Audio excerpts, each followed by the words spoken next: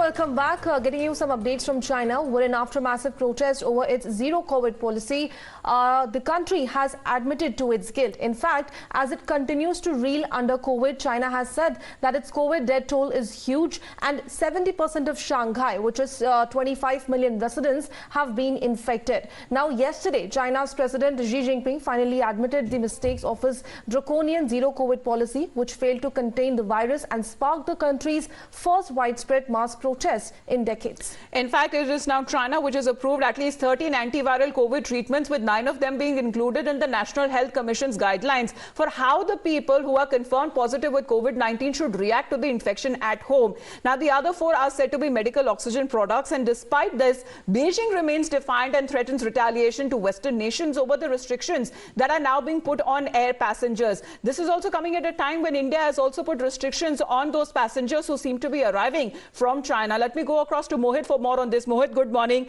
What is the purpose of China remaining defiant there? Because there is hardly any information first that comes out of the country over the impact of COVID-19 that still it seems to be reeling wave after wave.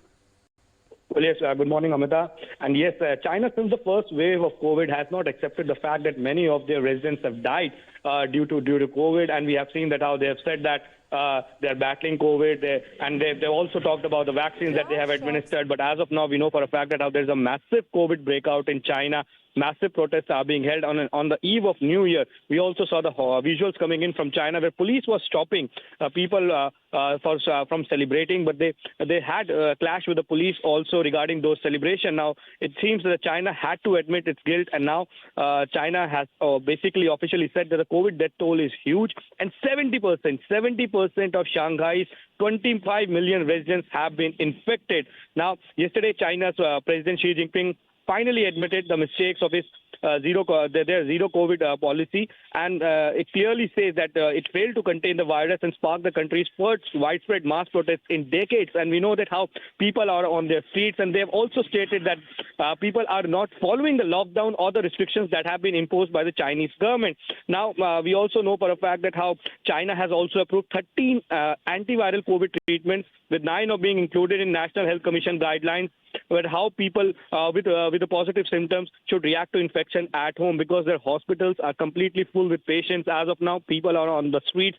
They are saying that they do not want travel ban. They do not want that COVID restrictions should be there. But the Beijing has remained defiant for a long time, and also they have threatened retaliation to Western nations over restrictions on air passengers, because many of the countries have said that they might, so many of them have restricted the flights from China. So the China, on one hand, has accepted the fact that yes, there's a massive COVID breakout in the country. Also, the China now says that they will retaliate if the other countries, the foreign countries, the Western countries, put a travel ban on their citizens. So the situation in China is very volatile. People are on streets. People are dying due to COVID, and the Chinese administration has completely failed to.